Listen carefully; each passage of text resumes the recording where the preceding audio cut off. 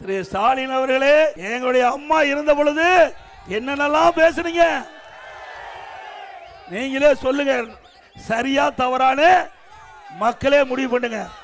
2021 பொது தேர்தல், 2021 சட்டமன்ற பொது தேர்தல்.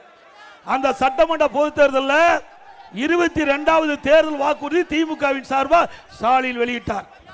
அதுல அவர் சொல்றார், முன்னாள் முதலமைச்சர் அம்மையார் அவர்களின் மரணம் குறித்து முறையான விசாரணை நடத்தப்பட்டு தவறு இழைத்தவர் எவரானும் அவர் உரிய சட்ட நடவடிக்கை உள்ளாக்கப்படுவார். நீ அறிக்கை கொடுத்திருக்கிற. இப்போ முன்னாள் முதலமைச்சர் திரு கலைஞர் அவர்கள் வீட்டு சிறையில் வைத்த அவர்களை சட்ட நீதியாக விசாரிக்கப்பட்டு அதில் உண்மை இருக்கும் பட்சத்தில் தகுந்த நடவடிக்கை அண்ணா திமுக அரசு எடுக்கலாம்ல. அவரு முன்னாள் முதலமைச்சர் தானே. நம்ம அம்மாவை பத்தி பேசுறீங்க, உங்க அப்பாவையே வீட்டு சிறையில் வைக்கிறீங்க. இது நியாயமா?